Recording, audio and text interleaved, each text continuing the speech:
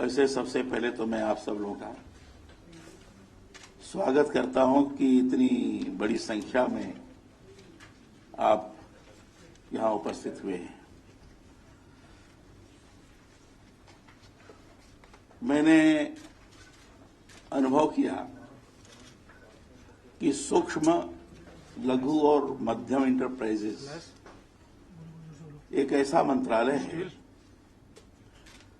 जिस मंत्रालय के ऊपर देश की पूरी आर्थिक व्यवस्था निर्भर करती है और इसीलिए कहा गया कि ये देश की आर्थिक व्यवस्था की रीढ़ है और इसलिए कहा गया कि जीडीपी में योगदान इसका 8% का है, निर्माण में 45% का है और निर्यात में, एक्सपोर्ट में 40% का है। इस समय जो इकाइयां हैं 3 करोड़ 60 लाख की है और 8 करोड़ के ऊपर बेरोजगार नौजवानों का समायोजन है। लगभग 25 करोड़ परिवार इस समय इस पर निर्भर करते हैं। इसका अर्थ यह है कि यह एक प्रभावी, एक ऐसा माध्यम है कि जिस माध्यम से अधिकाधिक इंटरप्रेन्योर्स को तैयार किया जाए, उद्यमी को तैयार किया जाए, तो छोटे उद्यम विकसित तो होंगे ही, साथ ही साथ जो सबसे बड़ी बेरोजगारी की समस्या है, उस बेरोजगारी की समस्या का सर्वाधिक समाधान हो सकेगा। और मैं इसको इस दिशा में लिया हूं कि एमएसएमई, इंटरप्रेन्योरशिप और बेरोजगारी समस्या का समाधान, इन दो को प्रमुखता के साथ प्रस्तुत करते हुए इनका निर्माण कार्य, फिर उसकी मार्केटिंग, ये जो बाकी की सारी चीजें आगे चलकर बढ़ेगी, अगर इसको हम व्यवस्थित तौर पर करें तो निश्चित रूप से देश के सामने जो बेरोजगारी की समस्या का विकराल स्वरूप निर्माण हुआ है उसका समाधान भी हम कर सकते हैं और छोटे छोटे उद्यमियों के माध्यम से बड़ी बड़ी चीजों का निर्माण, डिफेंस में भी हम जाते हैं, एविएशन में भी जाते हैं, अन्य चीजों में जाते हैं, ये छोटे उद्यमी के द्वारा तैयार किए जाते हैं पार्ट्स। अब इसके संवर्धन के लिए जो आवश्यकताएं हैं उसको ध्यान में रखने की जरूरत है। आबादी हमारे यहां ज्यादा है, नौजवानों की संख्या भी ज्यादा है, लेकिन जिस प्रकार के उद्यम को स्किल चाहिए वो स्किल नहीं हो पा रही है। मैन पावर होने के बावजूद भी मैन पावर का अभाव है और इसलिए स्किल डेवलपमेंट भी इसके लिए एक बड़ा महत्वपूर्ण पक्ष है। इन सारी बातों को ध्यान में रखकर हमने सबसे पहले जो काम करने की कोशिश की कि इससे संबंधित जितने लोग हैं सभी लोगों से देश में व्यापक रूप से इंटरेक्शन किया जाए। और आपको जानकर प्रसन्नता होगी, अभी हमारे प्रेजेंटेशन में हमने बताया कि 80 से ज्यादा जो हमारे स्मॉल स्केल इंडस्ट्रीज एसोसिएशंस हैं उनसे वार्ता हुई और पूरे देश भर के लोगों को यहां बुलाया था मैंने और 11 बजे से लेकर 7 बजे तक चर्चा हुई। सबके सुझाव आए, एक एक से सुझाव दिया, सबको बकायदे नोट किया, उनकी कठिनाइयां क्या है समझने का प्रयत्न किया। और इतना ही नहीं तो हमने विभिन्न जो बड़े बड़े व्यापारिक व्यावसायिक संस्थान हैं, जैसे एसोचैम है, सीआईआई है, आपका पीएचडी है, फिक्की है, ऐसे ऐसे एसोसिएशन से भी संपर्क किया। उनके बड़े बड़े सम्मेलन हुए, उसमें भी मैं गया, उनमें भी काफी चर्चाएं हुई, उनके भी सुझाव लिए। इन सारी चीजों की जानने के पश्चात और विभिन्न इंडस्ट्री के सीईओज हैं, बाकी लोग, इन लोगों से भी चर्चा हुई और चर्चा होने के बाद ये लगा कि इसके अंदर इतनी संभावनाएं हैं कि अगर व्यवस्थित तौर पर योजनाबद्ध तरीके से करने का प्रयत्न किया गया तो भारत के प्रधानमंत्री जी ने जो लाल किले पर उन्होंने भाषण किया था, मेक इन इंडिया और मेड इन इंडिया, और हिंदुस्तान एक मैन्युफैक्चरिंग हब बनेगा, कि दोनों चीजें निश्चित रूप से अपना प्रभावी स्वरूप यहां स्थापित कर सकते हैं। यह सारा देखने के पश्चात लगा और यह लगा कि विशेषतः यह विषय राज्य सरकार का है, यह स्टेट सब्जेक्ट के रूप में है, लेकिन केंद्र सरकार विभिन्न योजनाओं के माध्यम से राज्य सरकार के अंतर्गत इन सारे उद्योगों को असिस्ट करती है, अनुदानित आधार पर भी करती है और भी सुविधाएं प्रदान करते हुए करती है। तो उसको हम कितना अधिक से अधिक, राज्य सरकार को भी हम कितना अधिक से अधिक विश्वास में ले सके, ये भी हमने प्रयत्न किया। और जैसे आपने बताया और आपके संज्ञान में भी ये बात आई होगी, मैंने राज्य सरकार के इंडस्ट्री मिनिस्टर्स और सेक्रेटरीज इन लोगों को बुलाया था और इनसे भी हमारी 11 बजे से लेकर 6-7 बजे तक इनसे भी चर्चा हुई और काफी विचार विमर्श हुआ। ये सारा करने के बाद जो हमने कुछ बातें निष्कर्ष के रूप में निकाला, तो हमें लगा कि एमएसएमई के विकास के लिए हमें 5 प्राथमिकताएं सुनिश्चित करनी है। सब तरफ लोगों से विचार विमर्श करने के बाद, विभिन्न क्षेत्रों में भ्रमण करने के पश्चात, लोगों की समस्याओं को समझने के पश्चात ये लगा कि अगर इन 5 प्राथमिकताओं को अगर हम पूर्ण करके आगे बढ़ते गए तो निश्चित रूप से हम जैसा चाहते हैं उस प्रकार का स्वरूप हम आगे निर्माण कर सकते हैं और मेक इन इंडिया के नारे को चरितार्थ कर सकते हैं। पहला जो प्राथमिकता है कि अनुभव ये किया कि बहुत सारे लोगों ने कहा साहब हमें बड़ी कठिनाई जाती है, लोन नहीं जल्दी मिलता है, बैंक से परेशानी जाती है, क्रेडिट फंड की दिक्कत रहती है, ये सारी चीजें हैं। तो इसको कैसे किया जाए, इसका समाधान कैसे निकाला जाए, इसको हमने पहली प्राथमिकता के रूप में सुनिश्चित किया और ये भी करने का प्रयत्न करना शुरू कर दिया हूं, जैसा प्रेजेंटेशन में बताया और मैं आपको भी बता रहा हूं कि ये जटिलताएं खत्म हो, इसके लिए 2 चीजों पर ध्यान देना। एक तो ये कि जो कई जगह जाकर उनको एनओसी लेना पड़ता है, उनसे हम उससे छुटकारा कैसे दिलाए। सिंगल विंडो सिस्टम के अंतर्गत हम उसके नजदीक हम कैसे पहुंचे, अभी हम तो नहीं पहुंच पाए हैं, लेकिन उस दिशा में आगे कैसे बढ़े। तो इसके लिए 2 चीज हुई, E1 और E2 EM2, ये दोनों को जो जिससे एप्लीकेशन आदि देकर ये रजिस्ट्रेशन कराने की प्रक्रिया होती है, इसको हमने ऑनलाइन किया और बाकी की चीजों को भी हम और ऑनलाइन करने के पक्ष में है, उस दिशा में आगे बढ़ रहे हैं। इसको हमने करने की कोशिश की है और क्रेडिट फंड ट्रस्ट इस तरीके से निर्माण करने का प्रयास हम कर रहे हैं, क्योंकि राज्य के लोगों से भी वार्ता हुई, उन्होंने भी देने के लिए स्वीकार किया कि हम देंगे। किसी ने कहा हम 100 करोड़ देंगे, किसी ने कहा हम 50 करोड़ देंगे, किसी ने कहा 500 करोड़ देंगे। अगर इतना हमें मिलता है तो एमएसएमई क्रेडिट फंड के माध्यम से ही हम माइक्रो का जो सबसे बड़ी समस्या माइक्रो की है,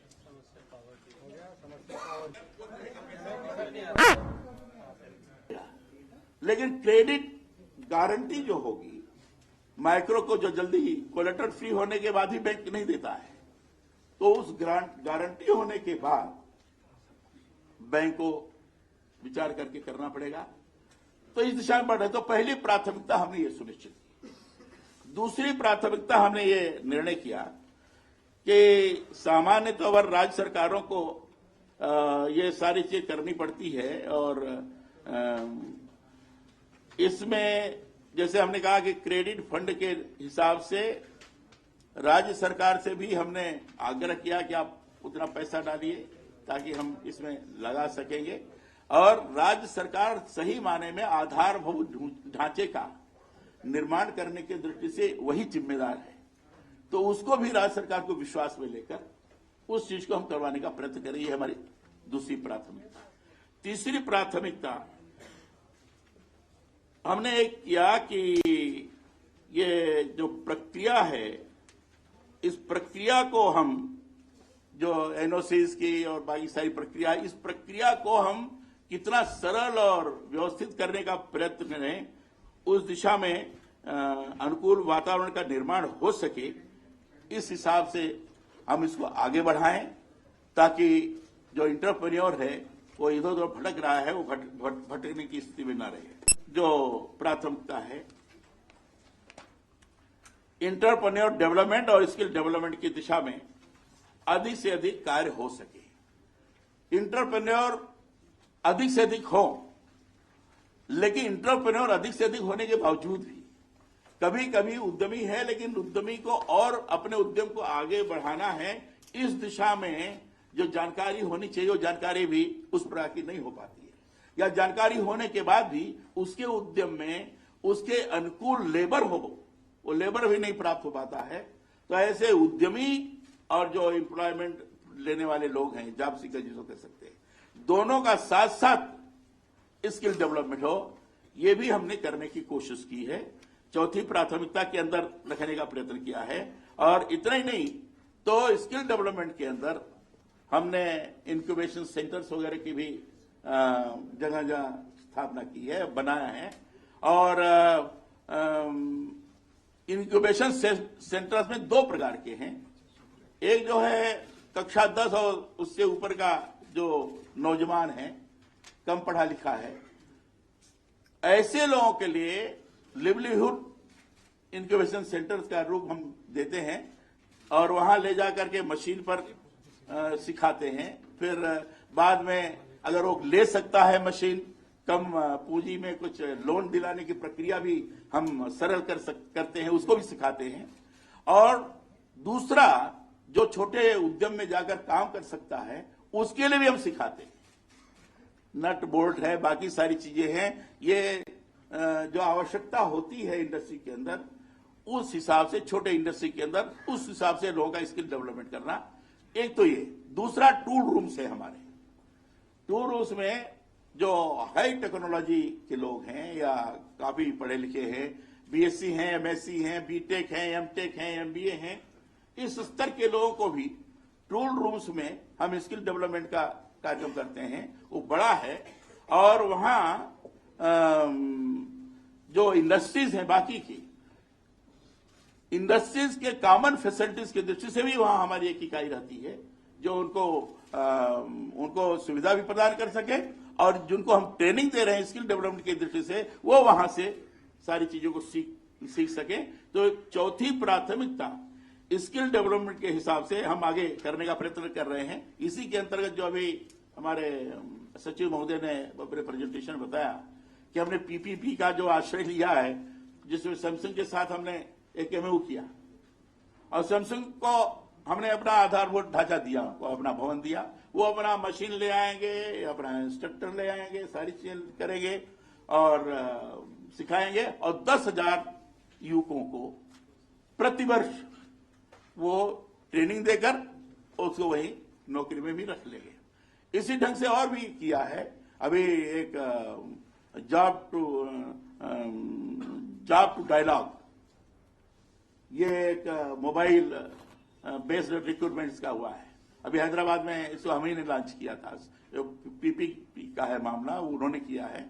अब उसके माध्यम से 1 लाख मोबाइल के आधार पर लोग नौकरी प्राप्त कर सकेंगे। इसी ढंग से और भी उस दिशा में हमारा प्रयत्न है, क्योंकि कोशिश यह है कि अधिक से अधिक बेरोजगार नौजवानों का समायोजन और एंटरप्रेन्योर्स का बढ़ोतरी। और एंटरप्रेन्योर्स की बढ़ोतरी के अंतर्गत हमने जहां अभी तक अर्बन और इस इलाके के ज्यादा एंटरप्रेन्योर्स थे, हमने जोर दिया है रूरल एंटरप्रेन्योर, SC/ST एंटरप्रेन्योर और महिला एंटरप्रेन्योर। इनके ऊपर भी हम जोर दे रहे हैं और इसको आगे बढ़ाने का हम प्रयत्न करेंगे।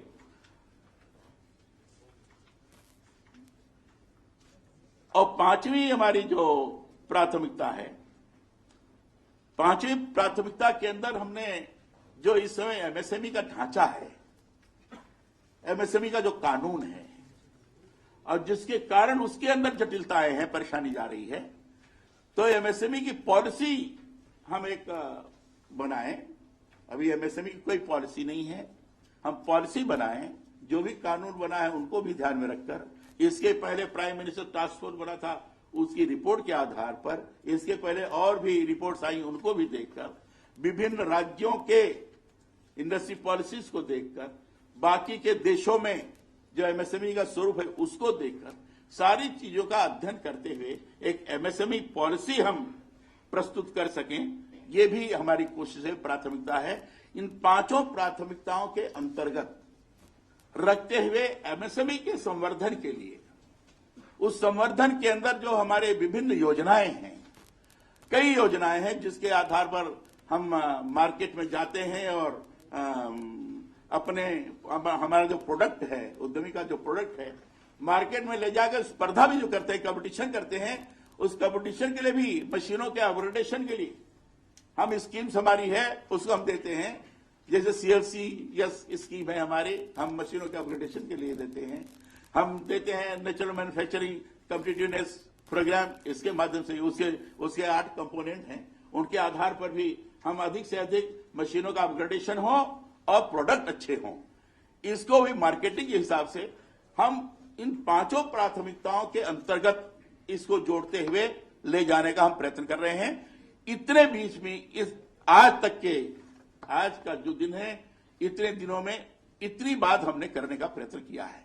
और इतने ही नहीं, तो ये तो पॉलिसीगत और जो निष्कर्ष मैंने निकाला, जो जिस तरीके से आगे हमें आगे बढ़ना है, उसको तो हमने आपके सामने कहा ही, लेकिन जो किया है, जिसका वर्णन अभी आपने भी किया, और शायद मेरा ये स्टेटमेंट मिला होगा आप लोगों को कि नहीं मिला है, मेरा प्रेस विज्ञप्ति ये है, इसमें हमने ये सारा वर्णन किया है, वो आपने भी वर्णन किया है, इसको आपने देख लिया होगा। इसमें PMEGP के जरिए से इस समय जो हम विलेज इंडस्ट्रीज वगैरह का करने जा रहे हैं, पिछले बार के तुलना में दुगनी प्रगति हुई है अभी तक की उसमें। और इसका हमने सैंपल के दृष्टि से लखनऊ में हमने एक मॉनिटरिंग किया, क्योंकि ज्यादा तो सूचनाएं मिल रही थी कि बैंकर्स हैं, इनके कारण गड़बड़ हो रही है, बाकी के लोग कुछ और गड़बड़ कर रहे हैं। तो आप आश्चर्य करेंगे, लखनऊ में जो हमने मीटिंग की थी उसमें बैंकर्स आए थे, बड़े अधिकारीगण उनके आए थे, अधिकारी थे हमारे, और जो लाभार्थी थे वे भी थे, और सबसे बकायदे मॉनिटरिंग भी है कि इससे पूछा गया कहां कहां क्या हो रहा है। राज्य सरकार के हमारे मंत्रीगण भी थे, और सब मिलाकर मैं कह सकता हूं कि पिछले बार की तुलना में एप्लीकेशंस भी बहुत अधिक हुई, वेरिफिकेशन भी ठीक हुआ है, और बैंक के द्वारा सैंक्शन भी हुआ है। कुछ चीजें आई हैं जरूर कि जितना जल्दी होना चाहिए वो नहीं कर पा रहे हैं, उसके लिए भी कहा गया नहीं होगा तो उस हिसाब से विचार किया जाएगा। तो सैंपल की दृष्टि से ये भी हमने किया है। तो PMGP की तरफ से अधिक कार्यक्रम हो, और इसमें 1,24,000 युवक लाभान्वित हुई है इस बार के उसमें। दूसरा जो है, अभी स्फूर्ति योजना के बारे में बताया है, जिसमें पारंपरिक दृष्टि से जो हमारे उद्योग थे, जिसमें हमने इसमें 76 क्लस्टर लिए हैं, और उसके मशीनी अपग्रेडेशन के लिए हम इस क्लस्टर का विशेष रूप से चयन करते हुए काम करते जा रहे हैं। और हमारा उद्देश्य है कि 500 क्लस्टर्स में हम कवर कर लेंगे, ये इसमें बाकायदे दिया हुआ है।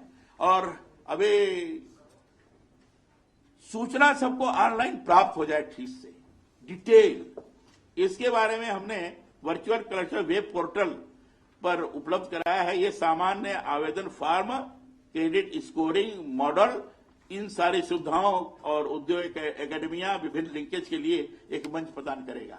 ये जो हमारा वर्चुअल, ये हमने लॉन्च किया इसको, ये जिसमें आप प्रसन्न होंगे कि 86 डोमेन विशेषज्ञ और 125 शैक्षणिक संस्थाएं और 18,341 MSME उद्यम शुरू किए गए, इतना हुआ है। और 31 जुलाई 2014 को NSIC की तरफ से B2C पोर्टल का शुभारंभ हुआ है। B2C पोर्टल के अंदर बकायदे बिजनेस टू कस्टमर आप क्लिक करेंगे, आ जाएगा, प्रोडक्ट आ जाएंगे, जो रजिस्ट्रेशन होगा, जो अच्छे प्रोडक्ट हैं उनका एक तरफ होगा, बाकी के होंगे उसमें जो रजिस्ट्रेशन कराना चाहेंगे वो करा लेंगे, और उसमें मार्केटिंग भी है, ट्रेडिंग भी है, ये सारी चीजें हैं, घर बैठे हुए छोटा उद्यमी उसमें जा सकता है। ये इसका हमने लॉन्च किया है। और संपूर्ण मंत्रालय के लिए एक अच्छी चीज ये है, सबसे जो बढ़िया हुई है, अभी तक हमें जो जानकारी प्राप्त है कि ISO जो गुणवत्ता मानक है, ये केवल हमारी पूरी मिनिस्ट्री में हुआ है। ISO का क्यों केवल हमारी मिनिस्ट्री में हुआ है, ये एक बड़ी चीज है ये, और इसका बाकायदे हमारा प्रमाण पत्र भी सारी चीज प्राप्त हो गई है। ये ऐसा अभी एक सप्ताह पहले पूरा हुआ, ये बहुत बड़ी चीज हुई है। और बायोक्रमिक वगैरह का जो हमारा चल रहा है वो पहले से हमारा शुरू हो गया था। ई गवर्नेंस हमारे मंत्रालय में पहले से मैंने इसे आने के पश्चात ही ये हमने शुरू कर दी थी।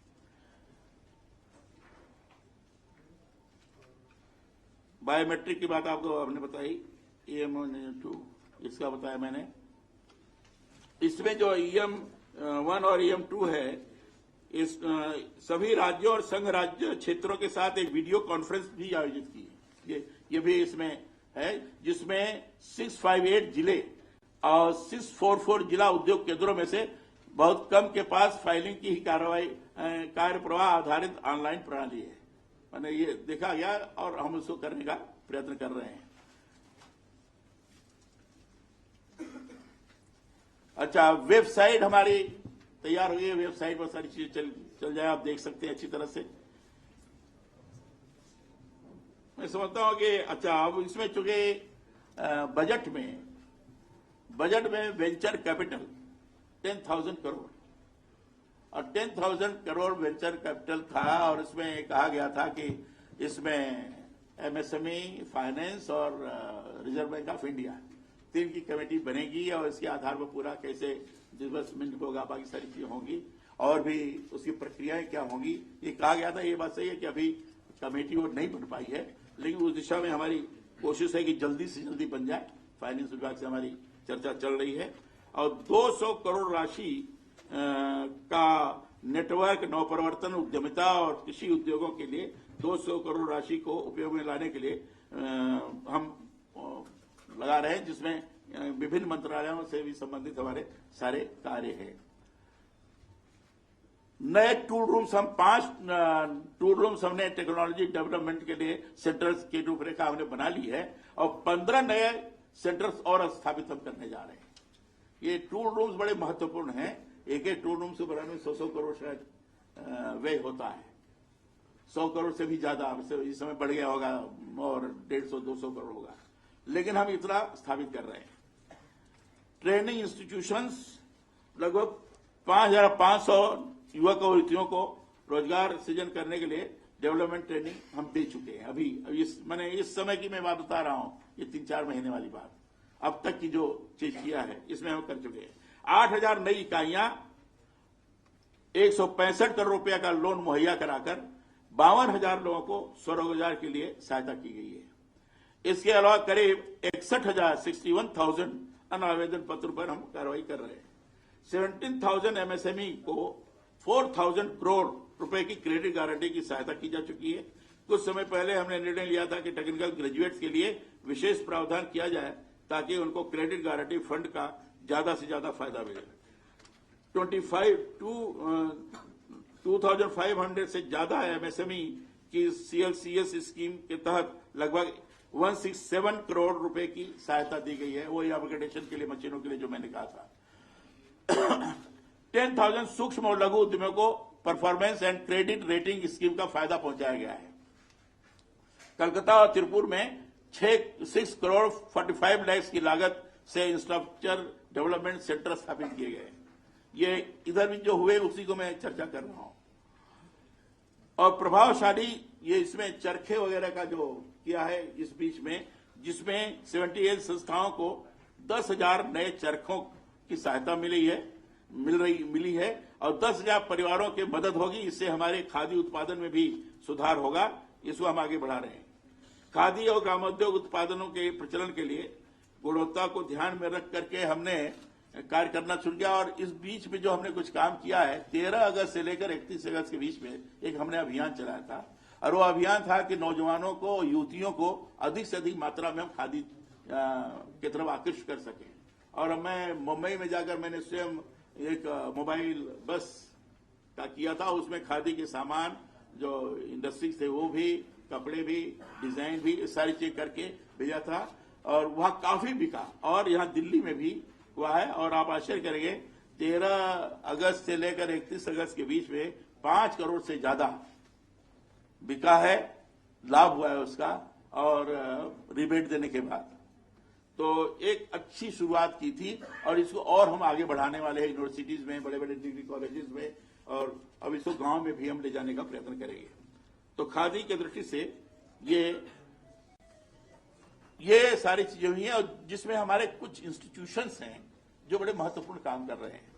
जैसे हमारे कॉरपोरेशन है, NSI है, स्मॉल स्केल इंडस्ट्री कॉरपोरेशन है, इन्होंने इंक्यूबेशन सेंटर्स प्रभावी तौर पर हर जगह बनाने का प्रयत्न कर रहे हैं, और कोशिश है कि और आगे बढ़ता जाए। निस्बत है ये इंटरप्रेन्योर्स और जॉब सीकर दोनों को मिला के स्किल डेवलपमेंट की दृष्टि से वो काम कर रहे हैं।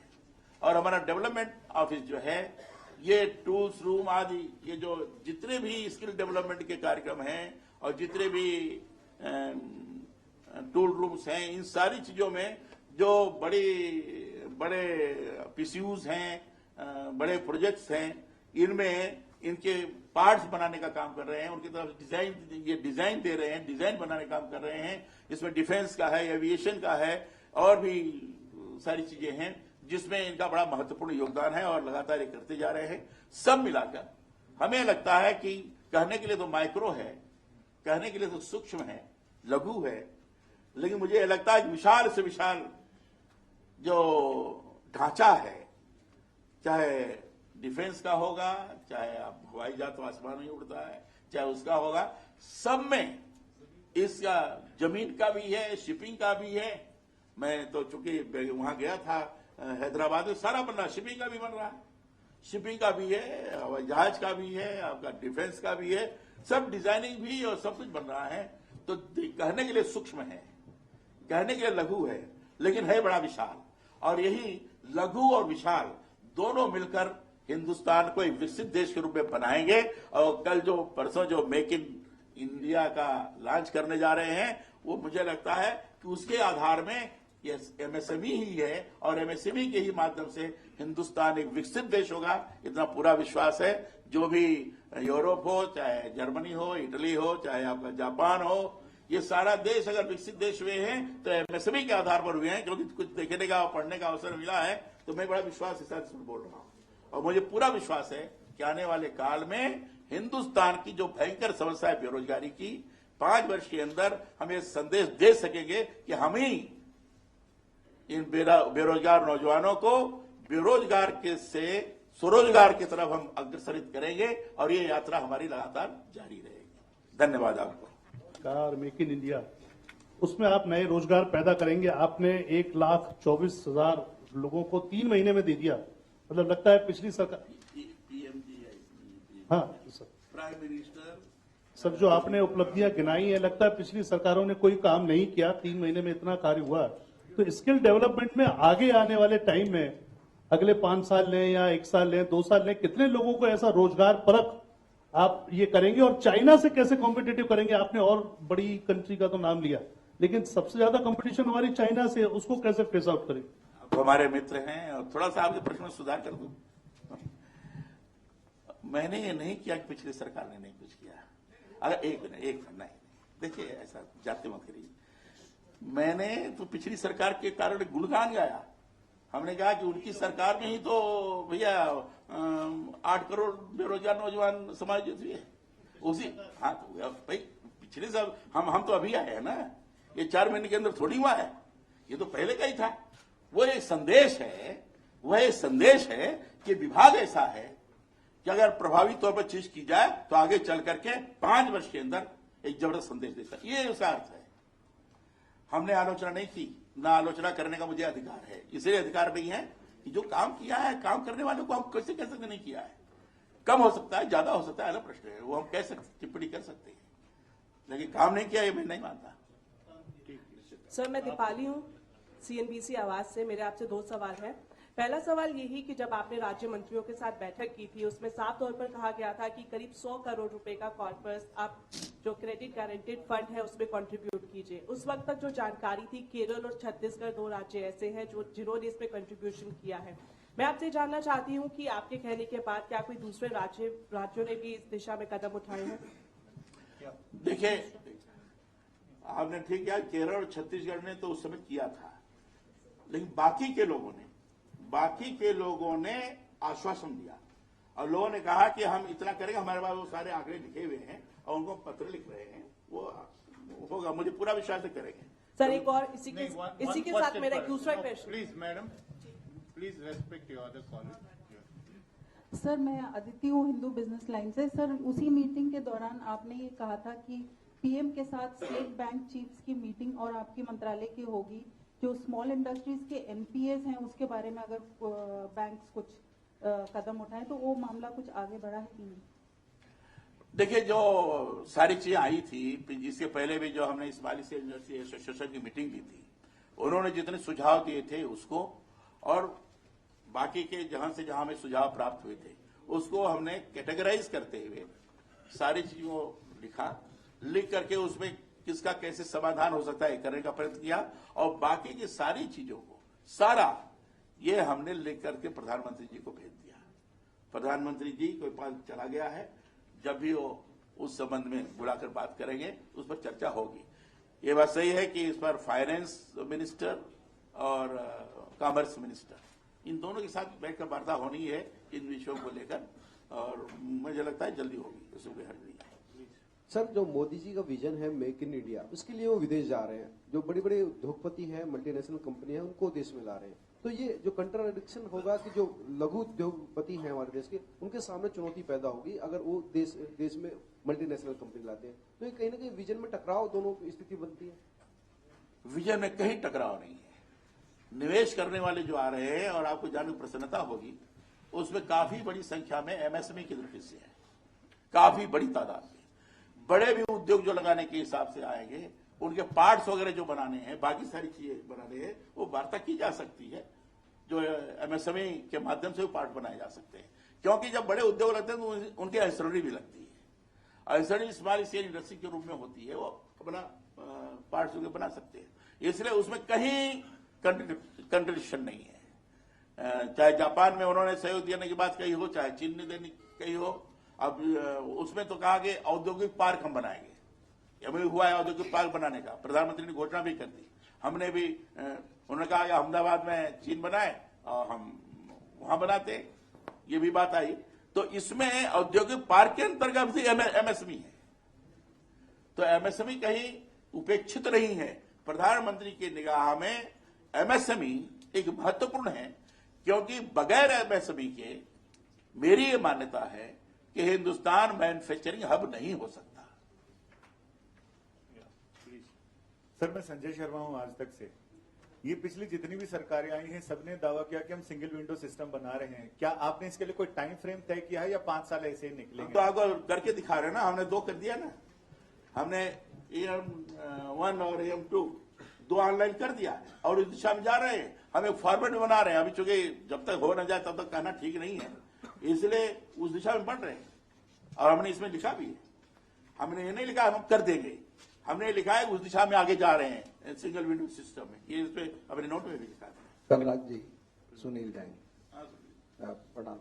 मैं ये जानना चाहता हूँ कि कई बार ऐसे में इसलिए भी एनपीए हो जाते हैं कि हमारी नीति में टकराव हो जाता है, जैसे पर्यावरण के चक्कर में पटसन बंद हुआ और आपने उसको प्लास्टिक बैग्स में कर दिया, तो उस दौरान नागपुर साइड के, महाराष्ट्र साइड के लगभग 1 से 1,500 मिलें बंद हो गई और वो सबके सब एनपीए हो गई।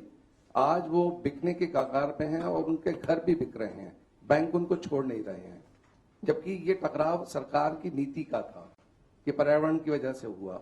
तो आप उनकी किस तरह से मदद कर रहे हैं और ये टकराव और अंतर झगड़े को किस तरह से मिटाने की कोशिश? सुनील जी, ये बात आप सही कह रहे हैं, ये शिकायतें भी आई हैं और इसमें एग्जिट पॉलिसी, एग्जिट वाली भी बात उन्होंने की है, कैसे निकला जाए, ये सारी बातें आई हैं और ये हमने जो जटिलताएं वाली बात की है उसमें इंक्लूडेड है।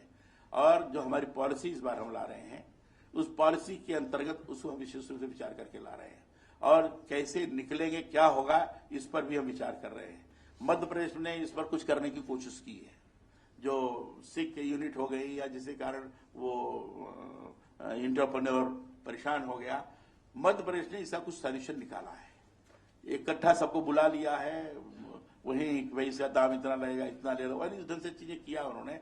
तो किस तरीके से उसको ठीक किया जाए, इसके बारे में विचार कर रहे हैं। पर इधर यहाँ पर गवर्नमेंट के ऑर्डर का है, गवर्नमेंट ने अपने खुद ऑर्डर किए हैं, उस वजह से वो एनपीए हुआ। मैं इसीलिए कह रहा हूं कि सारी चीजों को देख करके उसका समाधान कैसे निकलेगा, इसको करने का प्रयत्न कर रहे हैं। Sir, Faiz Askari SME street से। सर, पिछली दिनों में जो पॉलिसीज आई हैं, जैसे national manufacturing policies, SME procurement policy, new procurement policy, तो इनसे भी आप कुछ टेक अवेज लेंगे जो कि हमारी नई एमएसएमई पॉलिसी में आएंगे, या क्योंकि मैन्युफैक्चरिंग एक बहुत ही इंपॉर्टेंट सेगमेंट है। देखिए, नेशनल मैन्युफैक्चरिंग कॉम्पिटिटिवनेस प्रोग्राम जो है उसके 8 कंपोनेंट हैं। उन कंपोनेंट्स को और प्रभावी तौर पर हम लागू करें तो हम जो भी हमारी क्वालिटी है, क्वालिटी के आधार पर हम चीजों को ले जा सकेंगे और जो उसकी विश्वसनीयता है उसको भी स्थापित कर सकेंगे। दूसरी जो प्रोक्योरमेंट पॉलिसी का प्रश्न है, ये बात सही है कि कई पीसीयूज जो हैं प्रोक्योरमेंट जैसा करना चाहिए उतना नहीं कर पा रहे हैं। केवल 32 पीसीयूज ऐसे हैं जिन्होंने 20% प्रोक्योरमेंट का पालन किया है, 32 पीसीयूज ओनली। जबकि प्रोक्योरमेंट, जबकि पीसीयूज की संख्या लगभग 556 है, शायद 146 है। और ये मिनिस्ट्री की पॉलिसी है, इसके हिसाब से हम करने की कोशिश कर रहे हैं। और जो कानून बना है, कानून ने दिया है कि 1 अप्रैल 2015 1 अप्रैल 2015 से ये मैंडेटरी हो जाएगा। अब मैंडेटरी होने के बाद जो करते हैं कि नहीं करते हैं, हम लोग जो विचार कर रहे हैं, जो अभी पॉलिसी वाली जो बात मैंने की है, ये पॉलिसी के बारे में भी और एक्ट में अमेंडमेंट के बारे में भी, क्या जो पीसीयूज नहीं करते हैं तो उनके बारे में भी कुछ होना चाहिए ताकि वो करे। वो कैसे हो सकता है, करने की कोशिश करेंगे। कलराज जी नमस्कार, मैं संदीप हूँ वर्तमान न्यूज़पेपर से। ये जो कलकत्ता त्रिपुर में जो इंफ्रास्ट्रक्चर डेवलपमेंट सेक्टर है उसको थोड़ा डिटेल में बताएंगे। डेवलपमेंट वहां लोगों ने स्मॉल स्केल इंडस्ट्री जो बाकी लोगों ने मिल करके उसको उस इलाके में किस तरीके से हम एसएमईज और माइक्रो के हिसाब से अधिक से अधिक हम जो आधारभूत ढांचे हैं उसको व्यवस्थित कैसे करें, आपस में सारे कंट्रीब्यूशन करते हुए ये 5 करोड़ कंट्रीब्यूशन के आधार पर आप बता दीजिए, ये आप बता दीजिए। I think you are referring to the industrial area which has been set up in point number 18. हाँ है वो in Calcutta, in West Bengal. So what has happened is that the industrialists have got together, they formed a cluster and arranged for the land and set up an industrial estate, and that has been supported by the ministry. So there are 2 components of that: setting up of the industrial estate and a common facility center for certain kinds of industry which are predominantly present in that cluster. एक तो तमिलनाडु में है, एक Calcutta. Sir नमस्कार, मैं Saurabh ji media से आपसे check करना चाह रहा था, जो बजट में घोषणा हुई थी कमेटी फॉर्म होगी फाइनेंस को लेकर, जिसका आप जिक्र कर रहे थे, अभी तक फॉर्म नहीं हो पाई है, उसका क्या कारण है? क्योंकि फाइनेंस सबसे बड़ी चुनौती है और कब तक उस पर वो हमें नहीं करना है। वास्तव में है क्या कि फाइनेंस की तरफ से घोषणा हुई है, फाइनेंस की तरफ से ही वो कमेटी बनने वाली है, और वो कमेटी बनने के पश्चात जो वेंचर कैपिटल है वो कैपिटल का कैसे डिस्बर्समेंट होगा उस हिसाब से करेंगे। इसीलिए मैंने कहा कि उससे संबंध में बात करने वाले हैं। कलराज जी, मैं दीपक शर्मा हूँ आज तक से। प्रश्न ये है कि जो स्मॉल स्केल इंडस्ट्री है और वह तौर पर बड़ा उसका जो हिस्सा है वो स्टेट सब्जेक्ट है, करप्शन की बड़ी शिकायतें हैं और दुर्भाग्यपूर्ण जो खादी है जो गांधी से जुड़ा है वहां भी करप्शन, तो ऐसी शिकायतें मिल रही, क्या मेजर सरकार ले रही? आपका प्रश्न ऐसा है कि प्रश्न में उत्तर ही है, उत्तर में उसका कोई इसका कोई जवाब नहीं है। मैं अब हम आपको अब जबरदस्ती कहेंगे नहीं ऐसा नहीं है, मैंने कर लिया वैसा कर लिया, ये खाली अपने को संतुष्टि प्रदान करने के लिए होगी। करप्शन है, करप्शन होता रहा है, एक सिस्टम में आ गया है। ये सिस्टम जब तक बदलेगा नहीं तब तक होगा नहीं। सिस्टम को बदलने के लिए, ट्रांसपेरेंसी लाने के लिए ऑनलाइन हम सब करते जा रहे हैं। ऑनलाइन के ई गवर्नेंस के आधार पर ही करप्शन समाप्त होगा। उस दिशा में हम काम करने का प्रयत्न कर रहे हैं। हम ये कहेंगे नहीं हमने खत्म कर दिया या हम खत्म कर देंगे, हम दब नहीं करते, लेकिन ई गवर्नेंस के आधार पर हम ट्रांसपेरेंसी ला सके, ये हमारी कोशिश है। मंत्री जी, योगेश भारद्वाज, उत्कल मिल से। फिरोजाबाद का चूड़ी उद्योग, लेकिन मंत्रालय स्किल डेवलपमेंट का कार्यक्रम चला सकता है, क्योंकि राज्य सरकार चमड़ा उद्योग पर स्किल डेवलपमेंट का कार्यक्रम बहुत सालों से चला रही है। क्या आपका मंत्रालय इन उद्योगों को, जो कि बिल्कुल इन उद्योगों में काम करने वाले निचले तबके के मजदूर हैं, उनके स्किल डेवलपमेंट को उठाने का प्रयास करेगा? देखिए, स्किल डेवलपमेंट की दृष्टि से हमारा अलग से कार्यक्रम सब जगह चल रहा है, और जो हम सेंटर जैसे यहाँ बनारस में वो सेंटर खुल रहे हैं जो सैमसंग के साथ हुआ है, स्किल डेवलपमेंट का ही कार्यक्रम है वो, और भी स्किल डेवलपमेंट के हम जगह जगह करेंगे। जहां तक आपने इन उद्योगों के बारे में बताया, वो तो क्लस्टरल हमारा डेवलपमेंट हम करने का प्रयास कर रहे हैं, स्फूर्ति के माध्यम से हम यही सब कर रहे हैं। और हमने कहा है कि पहले प्रथम दृष्टया हम 70 क्लस्टर ले रहे हैं, इसमें ये सारी चीजें, इन सारी चीजें भी आ जाएंगी इसके अंतर्गत, और हमारी कोशिश है कि 500 क्लस्टर हम इसमें कवर कर दें इस स्फूर्ति के माध्यम से। तो स्फूर्ति में हमने बकायदे पैसा दिया है, उसमें आया है, तो इस हिसाब से करने का प्रयत्न करेंगे। सर, मैं संतोष पाठक हूँ, समाचार प्लस उत्तर प्रदेश चैनल से, यहाँ पे सर प्रेस कॉन्फ्रेंस करने के लिए। पहले तो मैं आपको ये बता दूं, प्रधानमंत्री जी ने नहीं कहा था कि 100 दिन का कोई कार्यक्रम होगा, तो ये 100 दिन का मैं नहीं दे रहा हूं, अब तक का दे रहा हूं, क्योंकि 100 दिन का हमने कभी नहीं माना, न कहा प्रधानमंत्री जी ने। अब चल पड़ा, अब आप लोगों ने कहना शुरू कर दिया, हो गया, तो 100 दिन का चल पड़ा, वो चल पड़ा, लेकिन हम जो दे रहे हैं आज तक का दे रहे हैं। और प्रधानमंत्री कभी नहीं नाराज हुए थे किसी से भी। वो जो आता है अखबार में, कैसे आता है, क्या आता है, भगवान जाने, तो कोई गुप्त संदेश देता होगा लेकिन प्रधानमंत्री कभी नहीं किसी से नाराज हुए। प्रधानमंत्री ने कभी किसी के मिनिस्ट्री के बारे में कोई ऐसी बात नहीं की। अब पता नहीं किस स्रोत से आ जाता है, भगवान जाने। अब एक तो स्रोत एक बार ऐसा आ गया था कि एमपीस की मीटिंग हो रही थी, तो आ गया, आईपीएस नाम नहीं लेना चाहिए, कई जगह आ गया कि कलराज मिश्रा को नीचे किया गया, ऊपर नहीं बैठाया गया, ऐसा करके मेरा नाम ले गया। हम आश्चर्यचकित रहे और हमसे सवाल पूछे गए कुछ, हम तो ताज्जुब में रह गए कि भाई जिससे संबंधित उससे पता ही नहीं, और यहाँ न्यूज चल रही है, अखबार में आ रहा है, पता नहीं क्या क्या। तो वो तो खैर हमें खराब इसलिए नहीं लगता कि लोग करते भैया कर ले, तो जिससे करने से उनको संतुष्टि मिल जाए, अच्छा है, हमें कोई उससे परेशानी नहीं जाती है। तो 100 दिन का कोई ऐसी बात नहीं है, आज तक का है। संतोष जी, ठीक है ना? इस पे कहाँ तक बात पहुंची है, क्या उनकी तरफ से? नहीं, बैंक तो यही कहते हैं कि हम बेस रेट पर दे रहे हैं। हमारी जितने भी बैंक थे, बैंकों से बात हुई, बैंक यही कहते हैं कि लोन तो हम बेस रेट पर देते हैं, लेकिन सही बात है कि बेस रेट पर नहीं है। कहीं 12% है, कहीं 11% है, कहीं 13% है, इस तरीके से चलता है। बेस रेट पर नहीं देते हैं, लेकिन बैंक से अलग से हम जब बात करते हैं तो कहते हैं हम बेस रेट पर दे रहे हैं। अब है ये परेशानी है।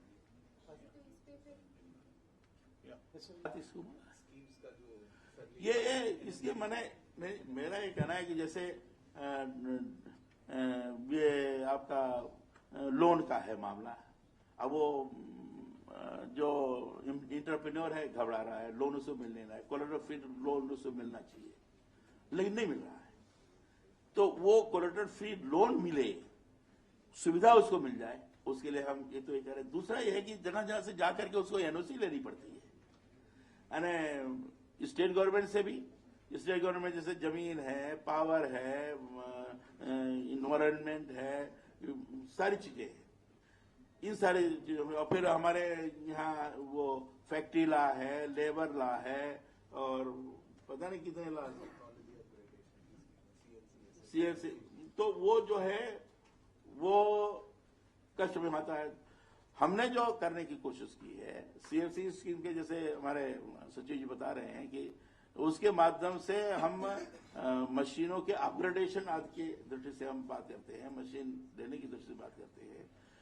उसकी सरलीकरण की जो हमने बात की है, इन सारे जो 50,000 जाना पड़ता है उसका सरलीकरण हम कर रहे हैं।